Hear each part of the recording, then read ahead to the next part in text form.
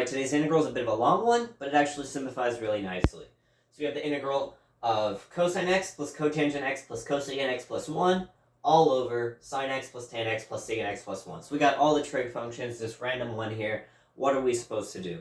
Now, when you're stuck with trig, sometimes the best thing to do is to just convert everything into sines and cosines.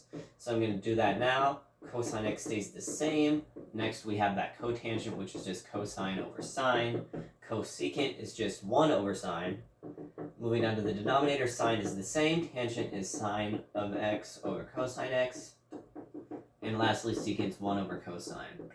And we still have all these plus 1s. And another good rule of thumb is we have fractions inside of fractions. We don't like that, so we're going to get rid of that. Now, how are we supposed to do that? In the denominator, we want to multiply all of this by cosine to get rid of the cosine. In the numerator, we want to multiply it all by sine to get rid of the sine. We can't just multiply by only sine or cosine in the numerator and denominator. So what we're going to do is multiply both the numerator and denominator by sine and cosine. Therefore, it's multiplying by sine cosine over sine cosine. It's just equal to 1. It's fine.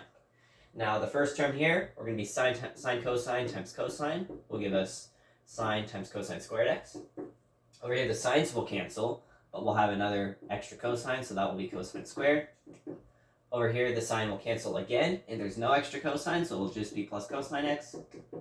And lastly, at the end, this will be just plus sine x cosine x. Denominator is going to go very similar. So this first term, rather than having the cosine squared, the sine is going to be the squared term, so sine squared plus just normal cosine. Over here, it's just going to be sine squared. Right here, we are going to have just sine. And lastly, it's 1 again, so it's just going to be plus sine x cosine x. Now, all of these terms are really similar, but there's nothing we could cancel, at least not yet. What we're going to want to do is factor something out of both the numerator and denominator. Now, the numerator, each term has a cosine, and the denominator, each term has a sine.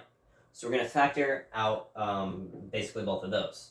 So the numerator, we're factoring out a cosine out of everything. That is going to leave us, first term, we're going to have sine x plus cosine x, or no, sine x times cosine x, my bad. Second term will just be plus cosine x. Third term is plus 1. And last term is plus sine x.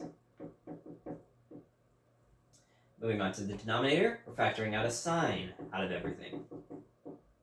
So first term, that will leave us sine x cosine x again. Second term will leave us a sine. Third term will just leave us a 1. And last term will leave us a cosine this time. Now, if you notice, these terms are out of order, but we have sine x, cosine x, sine x, cosine x. We have a cosine x, cosine x, sine x, and a 1, 1.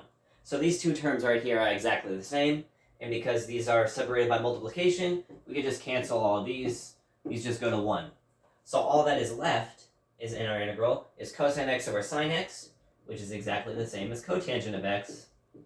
And we know the integral of cotangent, that is just one of our formulas. That is going to equal natural log, absolute value, of sine of x.